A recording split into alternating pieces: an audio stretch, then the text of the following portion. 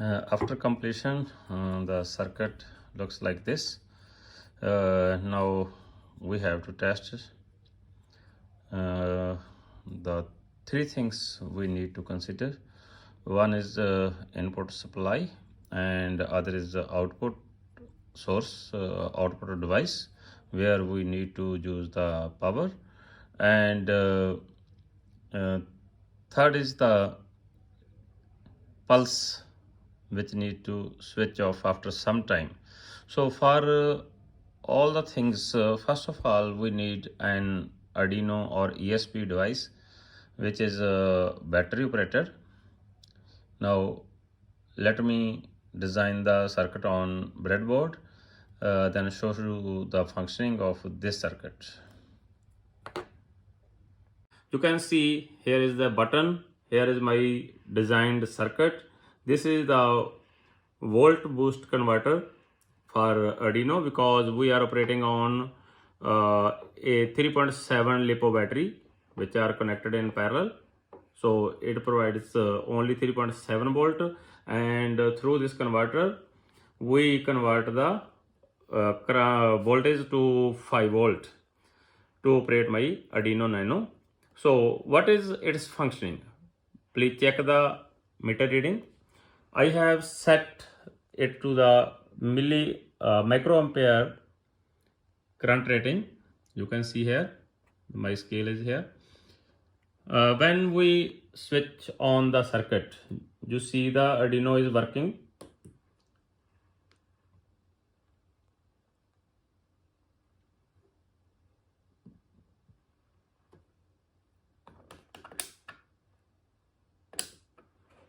You can see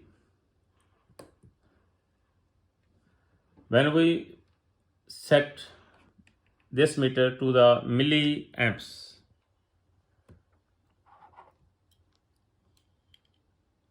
you can see here is the 200 milliamps, and I set this circuit on by pushing the tactile button.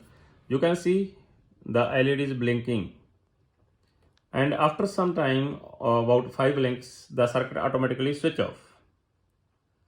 This is the one function of my designed circuit. But if you can see, circuit is blinking and I pushed the button again, then circuit again switch off the Arduino, and you can see on the working of circuit, the current consumption is varying. When LED is on, the current consumption is about 80 milliampere. When circuit is switched off, you can see on the scale, Arduino is gone off, and the current consumption is nearly 0 milliamps. But if we set this to the micro, then it is also 0 microampere. It means on the battery driven Arduino circuits, the current consumption is nearly 0. So the battery long lasts about 1100 years. Fully charged battery is working around 1100 years if it is in the off state. But this circuit is only beneficial for battery operated circuits, because we need the battery for a long time.